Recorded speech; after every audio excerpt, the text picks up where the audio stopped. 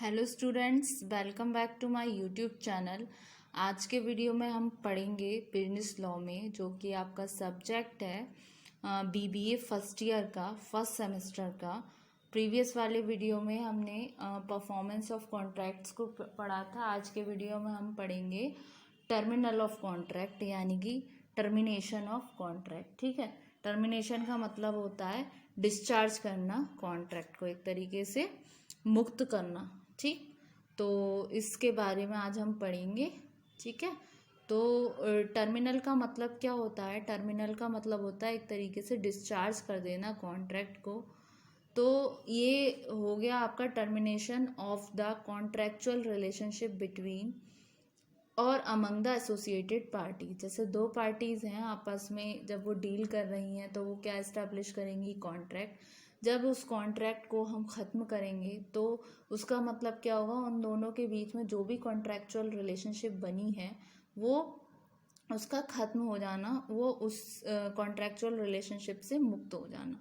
तो यहाँ पर हम पढ़ते हैं, once a party formally agrees to a contract. जब कोई एक पार्टी फॉर्मली अग्री होती है किसी कॉन्ट्रैक्ट के लिए, दे बिकम, वो क्या बनाते हैं?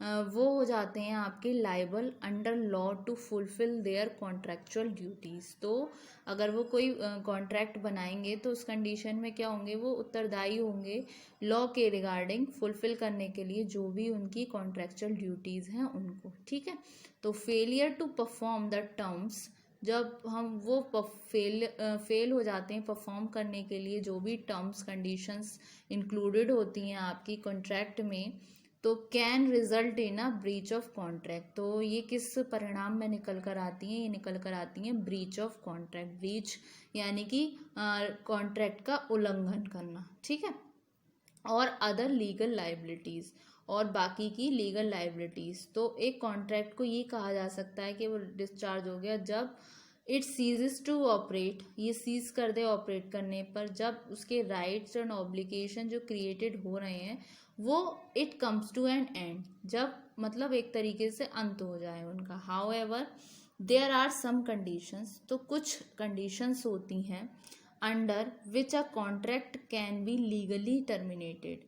कुछ कंडीशंस होती हैं जिसके अंडर कॉन्ट्रैक्ट को हम लीगल तौर पर टर्मिनेट कर सकते हैं। ठीक है, before the contractual duties have been fulfilled.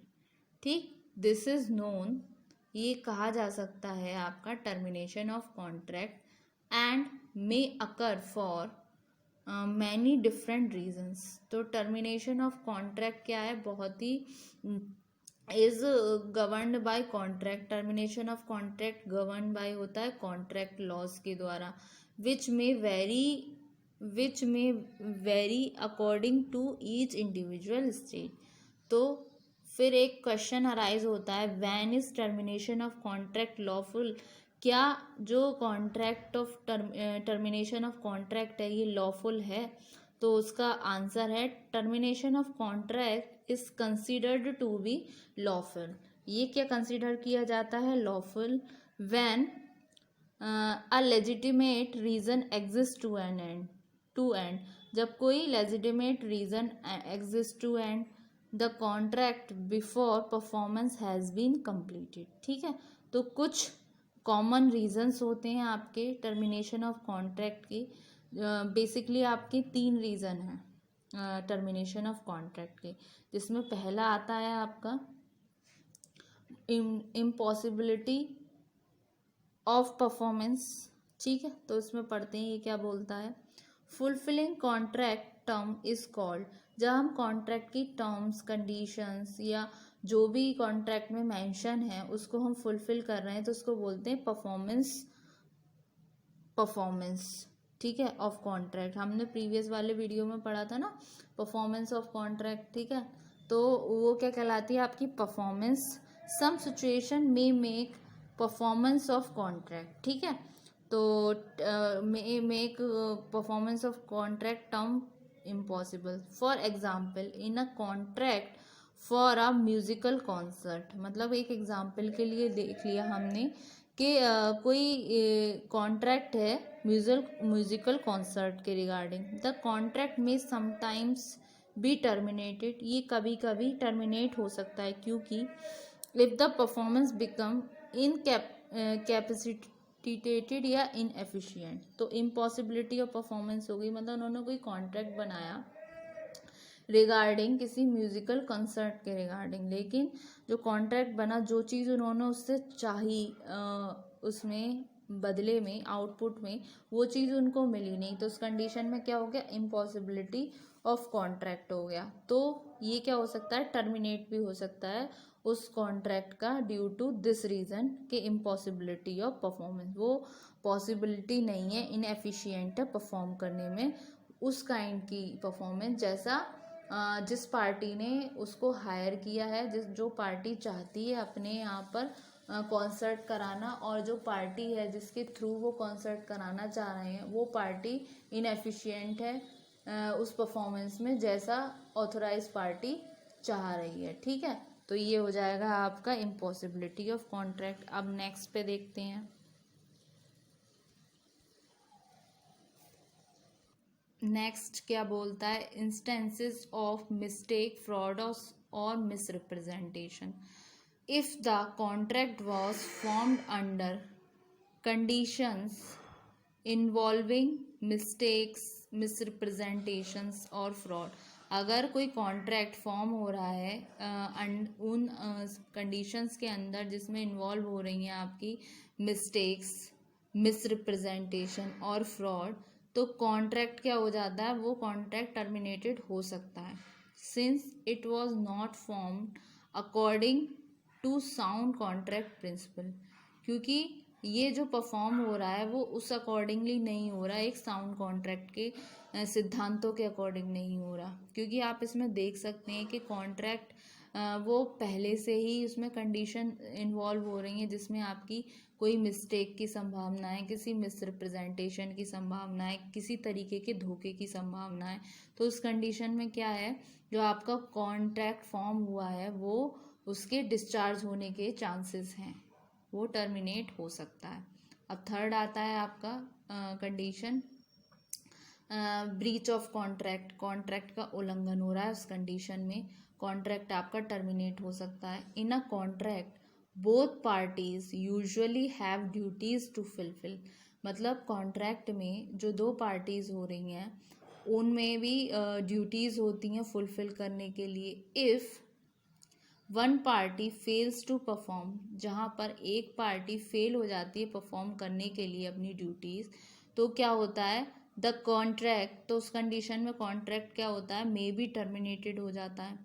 And the non breaching party, और जो पार्टी है, जो नॉन ब्रीचिंग पार्टी है, मे एबल टू रिकवर लॉसेस, वो इस एबल है रिकवर करने के लिए लॉसेस जो कॉज्ड बाय द ब्रीच, जो हो रहे हैं आपके कॉज्ड बाय ब्रीच के द्वारा। सपोज कीजिए मैंने अपना किसी प्रॉपर्टी को सेलिंग के लिए कोई कॉन्ट्रैक्ट बनाया या अपनी लीगली कागज़ वगैरह बनाए, पर सामने वाली पार्टीज़ जो है उसमें कुछ हेर फेर कर रही है, कि कुछ फ्रॉड मिसरिप्रेजेंटेशंस कर रही है, या कुछ ऐसी कंडीशन आ गई, कुछ ऐसी टर्म्स एंड कंडीशंस हैं जो वो ब्रीच कर रही है कॉन्ट्रैक्ट का, तो उस कंडीशन में जो नेक्स्ट पार्टी है जिसका नुकसान हुआ है उसमें, तो वो उत्तरदायी है अपना पैसा लेने के लिए, रिकवर करने के लिए लॉसेस का। ठीक है, तो ये हो गया ब्रीच ऑफ कॉन्ट्रैक्ट। देन ये सारा तीन हो गए। फिर अकॉर्डिंग टू प्रायर एग्रीमेंट, इस एग्रीमेंट के हिसाब से टर्मिनेशन ऑफ कॉन्ट्रैक्ट में अकर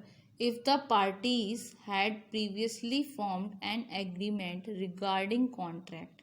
ठीक है, टर्मिनेशन जैसे एग्जाम्पल के लिए द कॉन्ट्रैक्ट इटसेल्फ में have contained a provision stating the conditions under which it may be terminated, मतलब कुछ conditions बना दी जिसके कारण टर्मिनेट हो सकता है। Such a provision is known as termination clause, तो इस तरीके का प्रोविज़न कहलाता है आपका टर्मिनेशन क्लॉज। मतलब कुछ उसने कॉन्ट्रैक्ट बनाया, उसमें कुछ टर्म्स एंड कंडीशंस ऐड की, कुछ प्रोविज़न बनाए, उसमें एक ऐड कर दिया आपका टर्मिनेशन क्लॉज। ठीक है, तो ये प्रोविज़न कहलाएगा आपका टर्मिनेशन क्लॉज।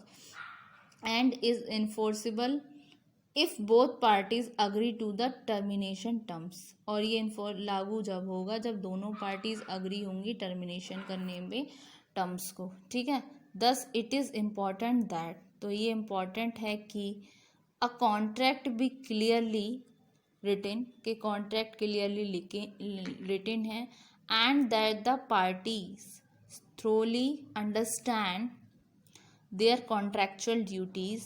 अ स्लोपीली रिटन डॉक्यूमेंट है ये, ठीक है, can result in the contract being unlawfully terminated before it has been completed. तो ये टर्मिनेट हो जाएगा जैसा कि उसमें रिटन की फॉर्म में अगर लिखा हुआ होगा कोई प्रोविज़न, कोई क्लॉज रिगार्डिंग टर्मिनेशन क्लॉज, ठीक है। अगर वो सारी टर्म्स एंड कंडीशंस फुलफिल नहीं हो पाई तो ऑटोमेटिकली वो क्या हो जाएगा, आपका टर्मिनेट हो जाएगा। तो ये हुआ आपका entire concept regarding termination of contract. तो स्टूडेंट होप सो आपको ये लेक्चर समझ आया होगा। नेक्स्ट वाले वीडियो में हम डिस्कस करेंगे कौन कौन से मोड्स होते हैं टर्मिनेट होने के कॉन्ट्रैक्ट के, ठीक है। अभी हमने डिस्कस किया जस्ट आपका ये contract of termination of contract. Next वाले वीडियो में हम डिस्कस करेंगे टर्मिनल और डिस्चार्ज ऑफ कॉन्ट्रैक्ट के मोड्स, ठीक है। तो होप सो स्टूडेंट आपको ये वाला लेक्चर समझ आया होगा। Thank you very much. Next वाले वीडियो में हम इसी टॉपिक को आगे कंटिन्यू करेंगे और ये इसको पढ़ लीजिए, इम्पॉर्टेंट है ये आपका, ठीक है। Thank you very much. Next वाले वीडियो में हम मिलते हैं इस टॉपिक को आगे कंटिन्यू करते हुए। आज तो बस मैंने आपको टर्मिनेशन ऑफ कॉन्ट्रैक्ट के बारे में बताया कि टर्मिनेशन ऑफ कॉन्ट्रैक्ट एक तरीके से टर्मिनल या फिर डिस्चार्ज होता है आपके कॉन्ट्रैक्ट का, एक खात्मा है कॉन्ट्रैक्चुअल रिलेशनशिप का जो हो रही है एसोसिएटेड पार्टीज़ के बीच में। तो होप सो स्टूडेंट ये लेक्चर समझ आया। नेक्स्ट वीडियो में हम इसी टॉपिक को कंटिन्यू करेंगे, modes of terminal of contract. Thank you very much.